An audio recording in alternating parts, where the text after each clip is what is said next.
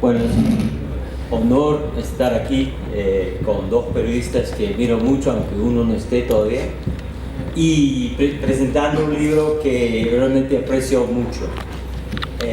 Chicha Politik es un libro bien investigado, claramente presentado, bastante persuasiva, y sus conclusiones son realmente contundentes. Documento con mucho rigor los mecanismos a través de los cuales el gobierno de Fujimori buscó extinguir la prensa independiente. Ahora, no olviden que la primera edición de este libro fue escrito antes de la caída de Fujimori. O sea, Jackie fue uno de los primeros en investigar y demostrar cómo funcionaba el sistema de cooptación y control de los medios bajo el régimen fujimorista. Lo hizo cuando Fujimori estuvo en el poder y cuando todavía no existía tanta información, toda la información que salió después de la caída de Fujimori. Hoy en día tenemos un montón de información de cómo funcionaba el sistema de control de los medios. Pero en 2000, cuando fue publicada la primera edición de ese libro, Jackie realmente fue una pionera. Para mí, en lo personal, este libro fue súper útil cuando escribí mi libro sobre autoritarismo competitivo, porque la politización de los medios desde el Estado para inclinar la cancha a favor del gobierno es la esencia del autoritarismo competitivo. Y Jackie documenta ese tipo de abuso en el caso peruano mejor que nadie. Me parece muy bien que se ha publicado una nueva edición del libro en estos días cuando se acerca la campaña electoral de 2016, porque muchos de las prácticas y muchos de los personajes descritos en Chicha Politik siguen en la política peruana.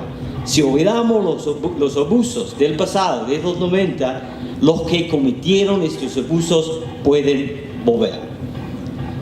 Hay dos prácticas políticas que quiero señalar brevemente que Chicha Politik describe muy bien.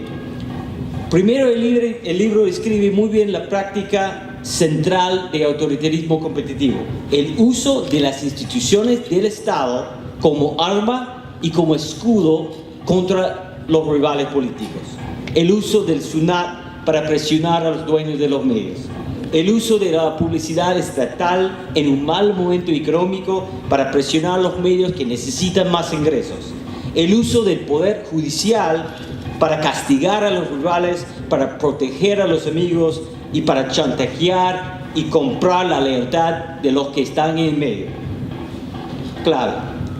Otra práctica, quizás aún más importante para la democracia, que Jackie describe muy bien en el libro, es el uso de los medios para no informar al público, para evitar que el público se informe. El acceso... Hola, ¿qué tal? Me disculpas por dentro de los académicos. El acceso a la información es clave para la democracia. No hay manera de controlar el gobierno si los ciudadanos no tienen pleno acceso a la información.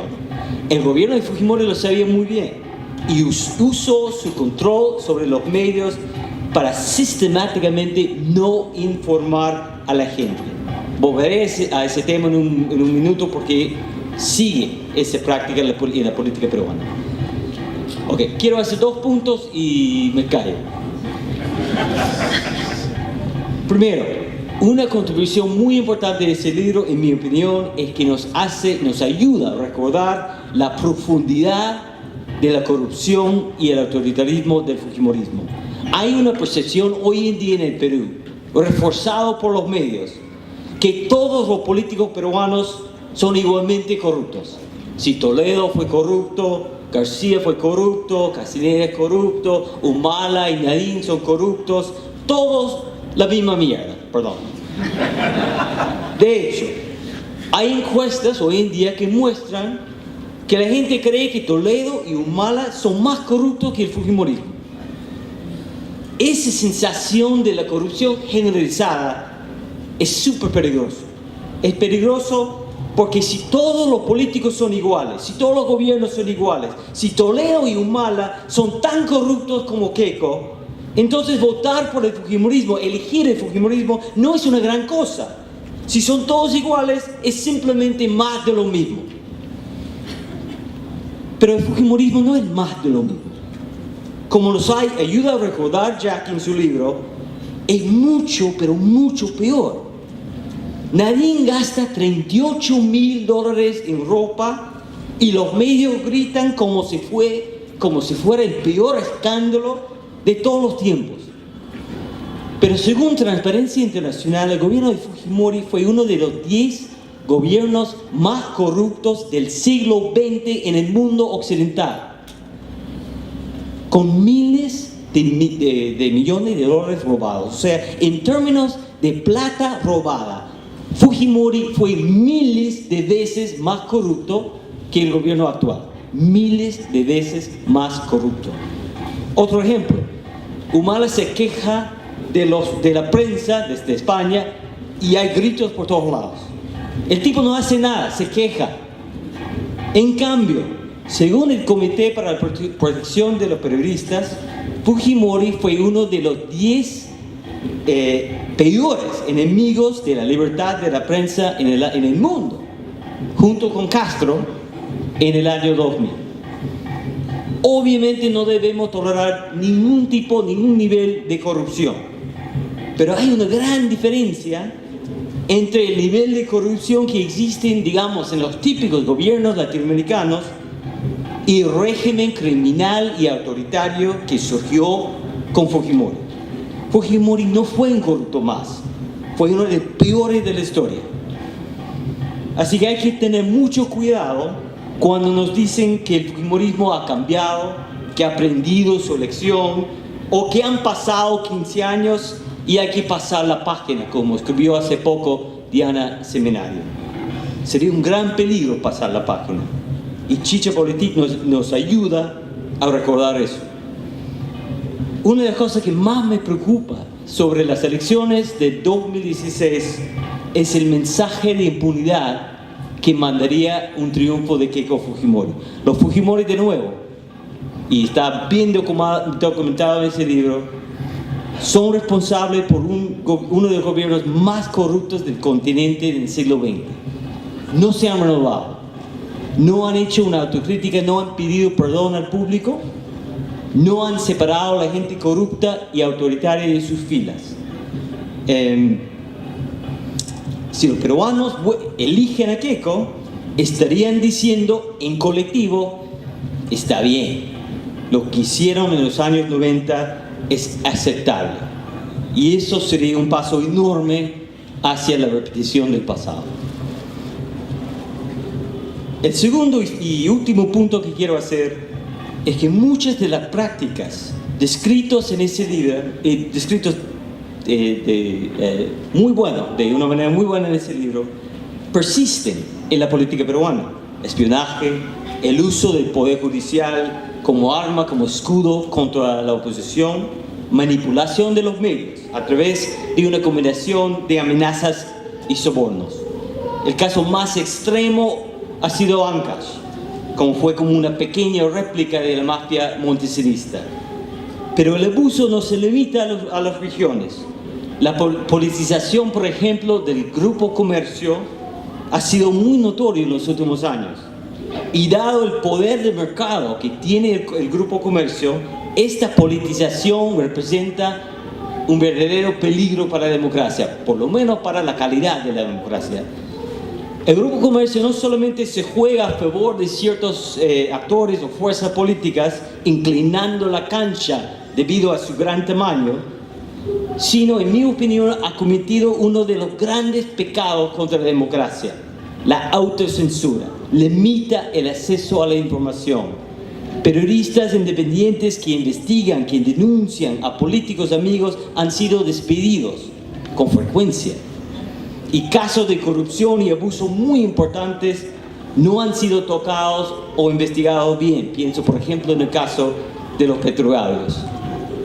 La tremenda politización de los medios fue evidente en las elecciones de 2011. Yo estuve acá. no podía creer cómo los medios intentaron inclinar la cancha a favor de Keiko Fujimori. Hubo muchos paralelos entre los ataques contra Humala y los ataques contra Andrade y Castañeda en los años 98-99. No tan grosero, pero igual de sistemático. De hecho, el Grupo Comercio se portó como los medios del Grupo 1 y 2 en el libro. Despido, por ejemplo, de periodistas independientes. Ataques incesantes contra Ollanta Humala, incluyendo el vergonzoso contrato de Jaime Bailey. Y al mismo tiempo el Grupo Comercio se abstuvo de investigar seriamente a Keiko Fujimori. Así que una vez más, en 2011, los ciudadanos peruanos fueron negados acceso a información importante. Por ejemplo, sobre el papel de Alberto Fujimori en la campaña de Keiko. Así que muchas de las prácticas de la época fujimorista persisten en la política peruana hoy. No tienen los mismos efectos autoritarios porque son más descentralizados, porque son menos ligados al gobierno central y porque los gobiernos post-Fujimori han sido bastante débiles, demasiado débiles para consolidar el poder. Pero ¿qué pasa cuando hay una crisis acá o cuando surge un gobierno más fuerte? ¿Qué pasa cuando surge un Correa, un Uribe, una Fujimori? Me hubiera gustado en ese libro ver un capítulo adicional que analiza los legados de Fujimori en cuanto a las relaciones entre el Estado y los medios y la politización de los medios. La nueva edición de Chichapolitik nos ayuda a recordar los peligros del fujimorismo y me parece muy bien que aparece ahora que entramos en la campaña electoral de 2016. Pero varias formas de politización y manipulación de los medios persisten en la época post-fujimorista. Hay que escribir otro libro. La democracia peruana solo se va a consolidar cuando estas prácticas, el legado de la época fujimorista, se eliminen, estén eliminados y los políticos que los usan estén derrotados. Creo que ya pasé. La gente buscó todos los medios alternativos de información. Ahora las redes sociales ya tuvieron otro poder, otra dimensión de poder.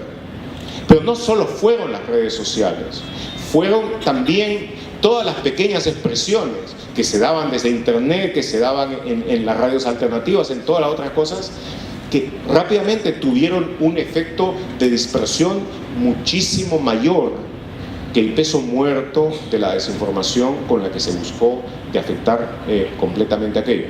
Entonces, desde ese punto de vista, creo que puedo hablar de dos experiencias de éxito frente a empeños decididos, centralmente organizados, de llevar a cabo esa información.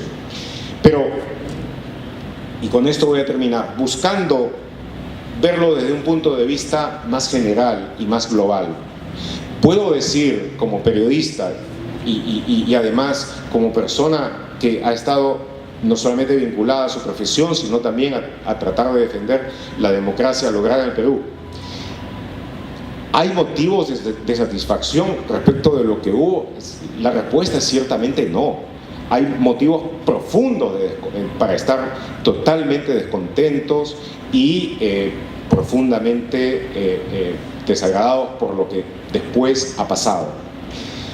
La democracia, que en su momento, y sobre todo cuando se hizo evidente la pornodura de la corrupción que hubo en la época de Montesinos y dio todo el empeño de tratar de construir una mejor institucionalidad, etcétera, todo eso quedó en el camino. Y muy rápidamente esa capacidad que han tenido desde el virreinato las clases dirigentes de poco a poco infiltrarse en lo suyo, casi como en una escena de esta película Cabaret, en la cual hay una escena a lo largo del tiempo en la misma sala de Cabaret en la que unas figuras van siendo cambiadas por otras, y las camisas pardas de los nazis al final van ocupando casi todo el auditorio, lo mismo. Quienes entraron al comienzo del proceso democrático casi por excepción, al comienzo, después se fueron asentando, y básicamente si uno hace una radiografía del poder ahora y del poder real, el que constituyen los círculos económicos, financieros, etcétera, y la sobrepone con lo que había en la época de Fujimori, en la última época de Fujimori, va a encontrar muy notables parecidos, y eso eso indica no solamente la realidad que se vive ahora, el estado lamentable de la prensa peruana, especialmente de la prensa electrónica, especialmente de la televisión, pero además indica sobre algunos de los déficits más profundos y más estructurales en nuestra capacidad de organización política, dentro de la cual, por supuesto, las fuerzas democráticas son casi tan responsables como quienes se oponen a ella. Yo, cuando me despedí de Toledo el año 2000, terminé diciéndole que él podía ser el Benito Juárez, que el Perú no había tenido nunca y que tanto había necesitado en su historia. Entonces, bueno, él me dijo, como siempre, no se preocupe, no me subestime. Y naturalmente lo veo después de todos estos años y veo a Mr. Ecoteva y veo lo que vino después con Alan García, y por supuesto hay algunos déficits, algunas insuficiencias profundas que, si no son remediadas en forma sustantiva en un tiempo relativamente corto, nos van a hacer siempre vivir en extremo peligro cada 5 años, con el riesgo de que, a diferencia de lo que sucedió el 2001, el 2006, el 2011, no se salve el peligro último momento, sino que de repente el peligro pueda avanzar, atropellar y triunfar. Ojalá que eso no suceda, pero como digo, para evitar que ello se dé, no solamente debemos movilizarnos en el último momento, sino entender algunas de las profundas insuficiencias que hay entre nosotros. Y para empezar a entenderlas, creo que una de las cosas que mejor podemos hacer, empezando, es leer este libro. Muchas gracias. A mí una de las cosas que más me preocupa en general sobre el Perú es que hay una gran cantidad de líderes de opinión que verbalizan una mejoría de Perú que yo creo que no es tal, ¿no? Es decir, todos estos déficits en cuanto a institución, en cuanto a corrupción que no es perseguida, que no es sancionada, las reglas de juego de las campañas electorales, este hecho, por ejemplo, de que encuentra la OMPE irregularidades o desbalances en los aportes financieros de las campañas electorales, la OMPE multa y los partidos políticos no pagan, y no pasa nada y no pasará nada, porque en este Congreso no van a hacer nada acerca de eso y ya vamos a tener las mismas reglas de juego que siempre. Entonces,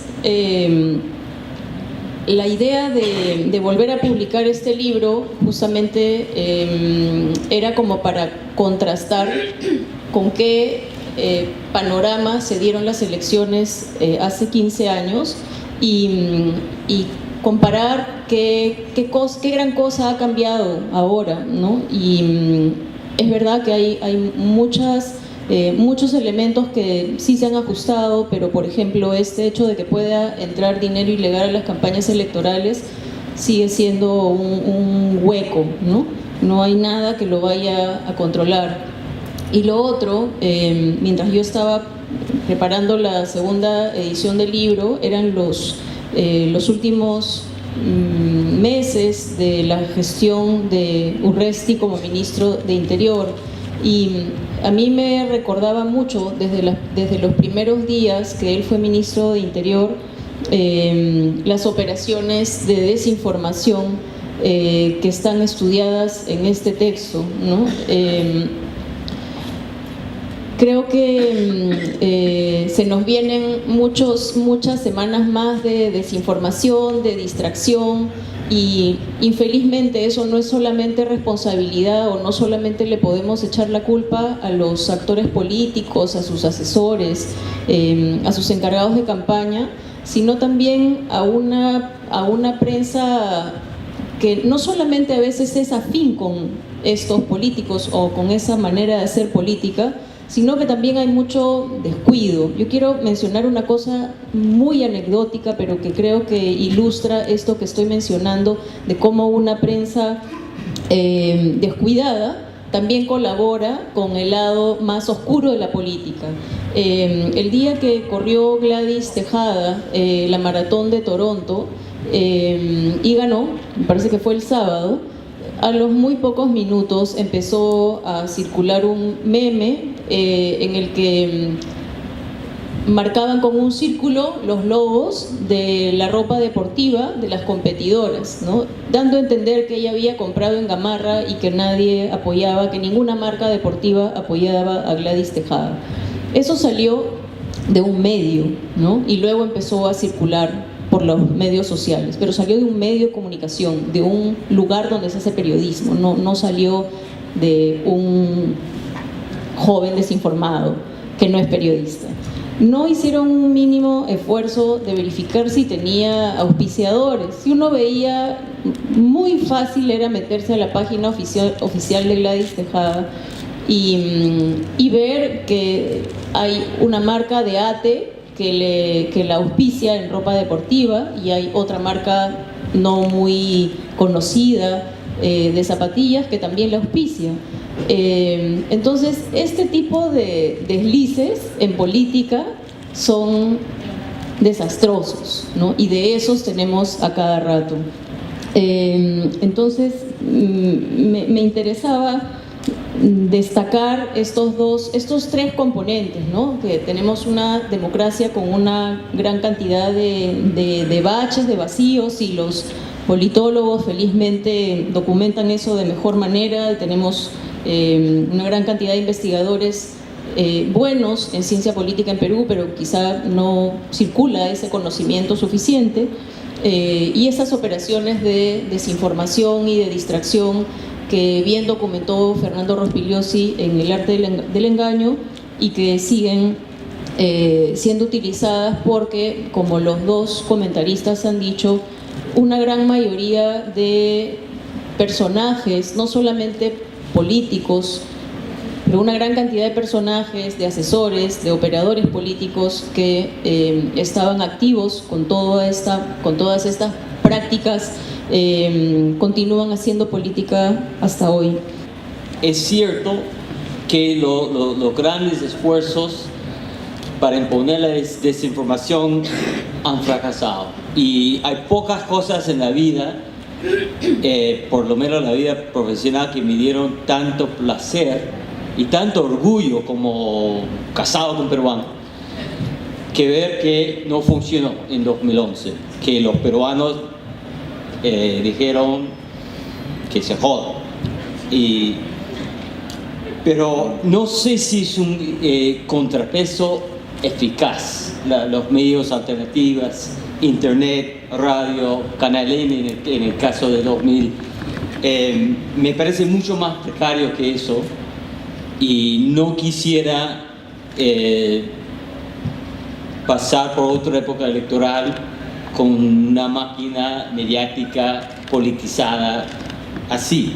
Yo creo que el Perú necesita, y es difícil hacer eso, pero necesita reformar, imponer un sistema de regulación de los medios para que haya un sistema de medios más pluralista. No quisiera depender más de ese contrapeso de medios alternativos. Nada más. Yo estoy de acuerdo con que no es un contrapeso suficiente, y esto se demuestra día a día. Ha sido solamente un recurso extremo ante una circunstancia extrema.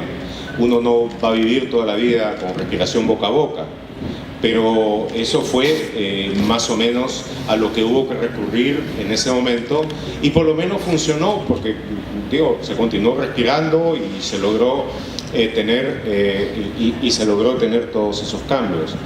Ahora, yo tampoco quisiera para nada volver a vivir, ya no digo el 2000, no quisiera para nada volver a vivir el 2011, pero cuando veo el escenario actual y veo hacia dónde estamos caminando, me temo que de repente va a ser tan malo, si no peor. Y hay algunas cosas que sí han mejorado. De repente lo que voy a decir no le va a gustar a alguno, pero el comercio, el grupo del comercio, es un animal extraño que tiene sus procesos internos de acuerdo con aspectos de demografía familiar y del cálculo que por momentos es de decimales, de acciones que entran en competencia, en fin. El hecho concreto es que hubo uno de estos cambios que hizo que algunos de los grupos más radicales y, por decirlo bonito, ultramontanos, saliera del periódico, que pusieran a también hubo por supuesto factores totalmente dependientes del azar, y pusieran a un profesional independiente que vino de fuera, que aunque digamos es una persona que estoy seguro dedica 5 minutos a meditar sus mantras sobre von Hayek y von Mises todos los días, sin embargo es inteligente y es una persona que tiene una idea muy clara de pluralidad, que está bastante por encima y que está haciendo esfuerzos reales, en mi opinión, por tratar de llevar a ese periódico a toda la pluralidad que es posible. Enseñarle Hatha Yoga a un artrítico no es fácil, pero siempre se logran algunos avances, y creo yo que en ese aspecto, aunque puede, hasta ahora lo veo más cosmético que real, pero a veces la cosmetología ayuda, creo de que ha habido cambios considerables respecto de eso. En la televisión no sé mucho qué decir, porque como estoy a punto de tener un ataque de ira cada vez que veo un noticiero televisivo, considero que cada noticiero casi de señal abierta es un ataque a la dignidad del pueblo, y es un espanto, no cumple ninguna de las reglas básicas del periodismo. No estoy en condiciones de dar en este momento el tipo de diagnóstico preciso que me gustaría hacer, pero lo que sí creo de que hay una cosa que todos debemos tener muy clara: los que tienen la señal de televisión abierta bajo su administración no son dueños de ella. Los dueños de la señal del espectro radioeléctrico es el pueblo del Perú, y esto se da en concesión, y las concesiones se pueden revocar.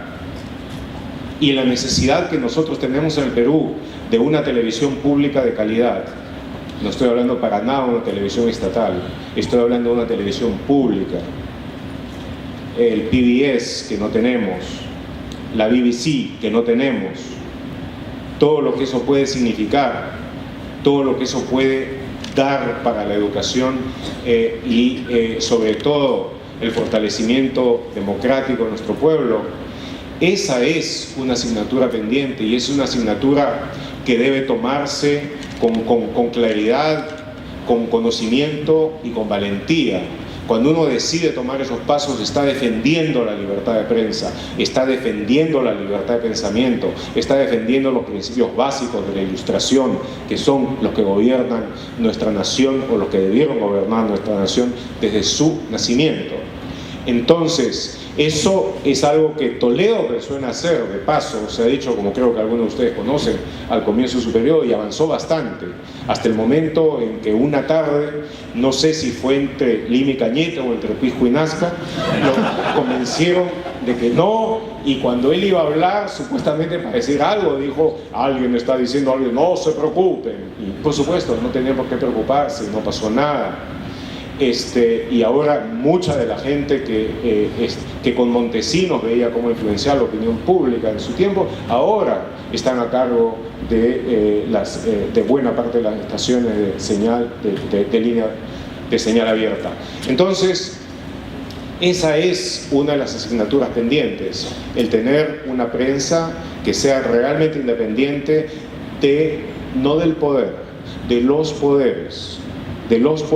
Ahora el poder económico y financiero, sobre todo en el tipo de sociedad que hemos hecho, es mucho más importante casi que el poder político.